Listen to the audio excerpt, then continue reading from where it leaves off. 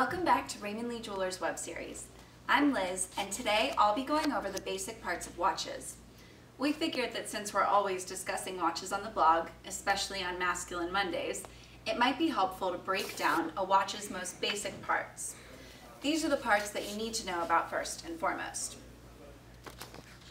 A watch's strap or bracelet is what keeps your timepiece on your wrist. Common strap materials include rubber, canvas, and different types of leather.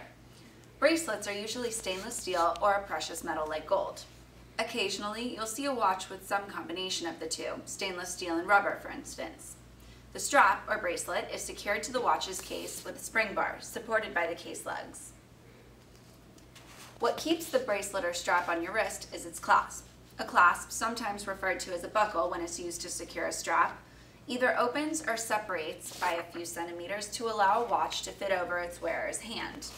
The buckle or clasp then latches together to secure the watch. There are many different types of clasps and buckles, though the most common are the simple buckle, the deployant clasp, and the fold-over clasp.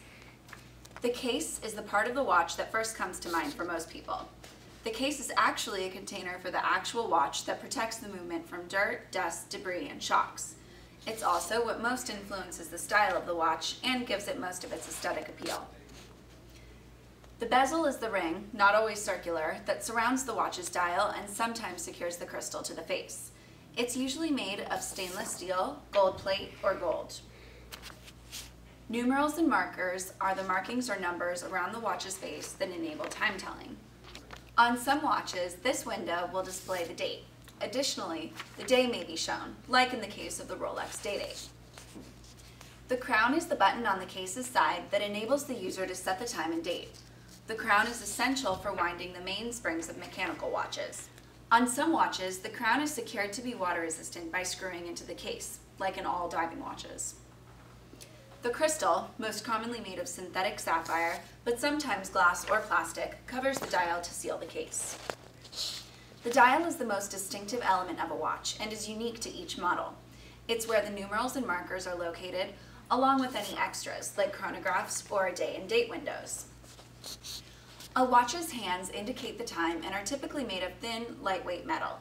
Again, this element of a watch differs greatly from timepiece to timepiece and gives each watch a distinct look. The shape and length and general embellishments on a watch's hands can even determine whether a watch is a dress watch, corporate watch, or all-purpose watch. The movement is the heart of the watch. It's the mechanism that keeps the watch's time and calendar up to date. Within the watch's movements, there are numerous smaller parts, but movements fall into two major categories and are either mechanical or quartz. I hope that this breakdown of a watch's basic parts has enlightened you today and made it easier to decipher online listings and watch literature. We'll continue to explain and detail watch parts as this series goes on, but these parts are the essential building blocks to every watch.